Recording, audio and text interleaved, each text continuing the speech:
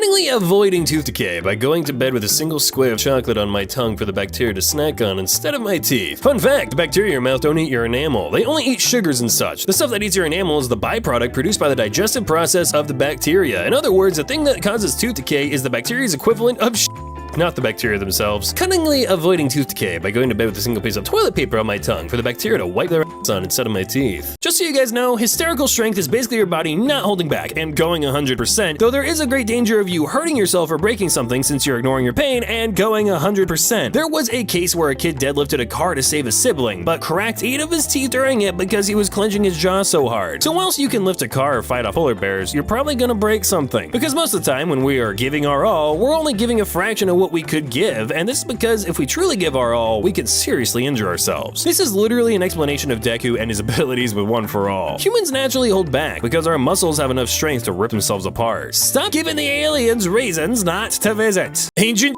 posting now on the History Channel. 5,600 plus years ago, today. People have literally just always been people. It's genuinely my favorite fact about the world. Times are bad, children no longer obey their parents, and everyone is writing a book. Marcus Tullius Cicero, 106 BC to 43 BC. People in badly written fantasy stories will usually talk about the major historical events of their world and how magic has affected the lives of everyone. But ask a person in the real world to describe the effects of World War I and the invention of the combustion engine on modern life, and they probably couldn't tell you. Broke, every character seems to know everything about the history and lore of the world. Woke, most characters can't tell you much besides the basics, but there are some that can tell you more complete but specific parts. Hyper woke, every character tells you a wildly different version of the past and what effects it has on the present, ranging from the government is an imperialist colonizing body obsessed with power to the one true ruler was sent by the gods and has smoked down anyone who got in his way to, oh you mean Jeff, the quote-unquote tyrant of the West? I knew that guy. He was alright, never did anything wrong really, just wanted some soup. And there's no way to tell what actually happened. I like your thinking. Pro tip from Rygar, if you save 20 bucks every day, it will be 20 times 7, so $140 per week. And now when you multiply that by 30 days in a month, it'll be 140 times 30, which is $4,200 per month. And since there are 365 days in a year, we calculate that you could save $1,533,000. Okay, but where do I get $20 a day? One of my favorite bits in Lord of the Rings is something the movies didn't really try to do because it's entirely internal, but Sam's carrying the ring and it starts trying to do its work on him. So he's having these intrusive visions of himself marching at the head of a vast and terrible army, and he just starts laughing because me, Samwise Gamgee? Sam Gamgee, the General Sam Gamgee, the Dark Lord, are you for real? Man, I just want to go home and do some gardening. And the ring gets frustrated and it starts trying to figure out other stuff that would actually tempt Sam, and it's finally like, okay, but hear me out. Imagine if you could have a really, really big garden. And then he's like, I don't know, that sounds like a lot more work than a regular garden actually. Why don't we just get on with finding Mr. Frodo? I'm from Italy. I'm Italian too. Pigo piacere di conoscerti. E bello poter parlare Italiano con qualcuno. What did you just say? I could speak any Italian. I was born in the US, but one of my grandparents was from Italy. If you expect Americans to be bilingual, you're gonna have a bad time. And you heard my Italian there. It was perfect. If you woke up tomorrow morning a billionaire, what's the most extravagantly lavish thing you'd waste some money on? I'd go to generic restaurants, give my waiter or waitress $100 to send a glass of milk with ice in it to a specific table. The $100 would be to keep quiet about who sent the milk. I would do this several more times to the same table until they got visibly upset. No waiter in the world would stop sending ice milks, especially after I raised the offer to $500. If I were a waiter, I would gladly keep putting glasses of milk with ice in them on someone's table, even if they were screaming in my face if I made $500 each time. So yeah, I would do ice milk. Instant classic. No matter which way you're looking, the Sonic is always pointed at you. So earlier I came with this really great idea, and this kind of fits in with that. So I was thinking for some show, probably either Doctor Who or Supernatural, what if throughout an entire episode, or maybe season, there was this entity that was continually watching the characters' every move. Invisible, it watches them all the time. It's always right behind them, looking over their shoulder. At one point, they start to acknowledge this creature's existence. Perhaps they catch glimpses of it. The weird thing is, it knows everything about them. It is at this point in time that the monster starts causing trouble. The characters' lives are at risk, and you're scared. In the end, the doctor or Dean or someone finds a way to make it visible. They find a way to get rid of it. Maybe the doctor uses a sonic screwdriver. Maybe Dean shoots it with his gun. Either way, they do so by looking directly at the camera, looking at you, aiming at you. You are the monster. The screen goes black. What? None pizza with left beef. It should be a rule of Tumblr to always reblog none pizza with left beef. I missed you. This is my favorite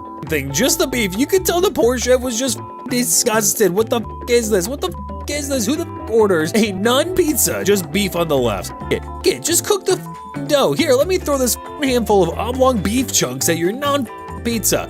You and all you stand for. Left beef. I love none pizza with left beef. 10 years into the future and I'll still be laughing at this. I wish I had the balls to order none pizza with left beef. If I had that kind of money to throw away, sure. I actually ordered this once. The pizza place called 5 minutes later and the guy on the phone couldn't stop laughing. And he just says, "Miss, you can't do that." What does Turkish Delight taste like? And is it worth the events that occurred in Chronicle of Narnia, The Lion, the Witch, and the Wardrobe? So the first thing you must understand is that there are two basic types of Turkish Delight. The first kind is what most people are familiar with, which are these gelatinous cubes covered in powdered sugar. They are, by most metrics, an acquired taste. This is usually the stuff people try and say, "Yeah, I don't get it, Edmund." But if you go to a good Turkish confectioner or just any of the bazillion stores that sell in the Istanbul market, you'll see a second kind of Turkish Delight in a rolled shape. This is the good stuff, the sell your soul and your family stuff. It's nutty and chewy and creamy and comes in all sorts of flavors, and I highly recommend it to anyone, especially hazelnut. It's not a traditional flavor, but I'm convinced the White Witch dipped into the future to get some for Edmund. It is that delicious. Keanu Reeves gave away almost all of his earnings from The Matrix, about £50 million, to the special effects team, turning them all into millionaires. Money is the last thing I think about. I could live on what I have already made for the next few centuries, he declared. Fist bump. Confirmed. He also dumped millions into cancer research. I really do love Keanu Reeves a lot. Ah yes, I was looking for a soap dispenser labeled ketchup with a picture of grapes. I really want this bottle in my bathroom. I'd place it next to matching decorative soaps and towels as if it seems like it fits, but I'll actually fill the thing with ketchup. So when I have guests over and they decide to use the bathroom, they'll see this bottle and have a moment of cognitive dissonance. This soap bottle in the bathroom is labeled ketchup, so surely it must dispense soap instead of ketchup, despite the label saying ketchup, right? And then they'll have a moment of realization followed by abject horror as they pump viscous ketchup all over their hands instead of soap. Kid today, probably like 6 years, came up to me and was like, teacher, what's your name?" And I was like, "Asha." Also, I'm not a teacher. And he was like, "Okay, Asha, I need help." And I was like, "Okay, buddy, what's wrong?" And he showed me the chunk of metal he found sitting in the sun that he was just carrying around, and it was super sharp and super hot from the sun, and he was like, "My hand hurts." And I was like, "Okay, put it down. Does it still hurt?" And he did, and he was all like, "No." Then picked it up again and immediately went, "My hand hurts," again. And then I was like, "Kid, put that down and stop touching it." He was like, "Okay, but when I touch it, my hand hurts." And I was like, "Please just stop touching that. If you don't touch it, your hand won't hurt." This went on for like another 2 minutes before I got him to realize that if he stopped touching the metal, it would not hurt. Kids are so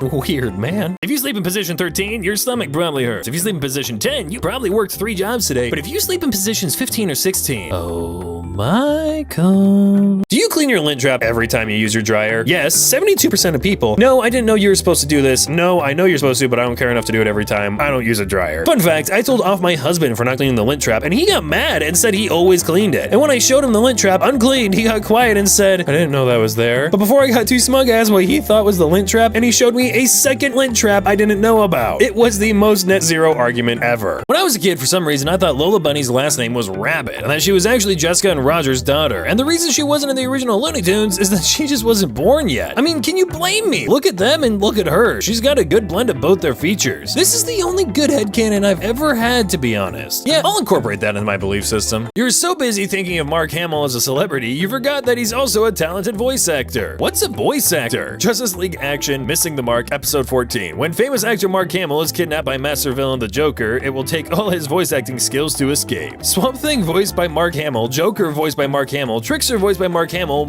voiced by Mark Hamill. Best of all, Mark Hamill posted a tweet about how this was the only episode wherein he slept with the entire cast. What a time to be alive.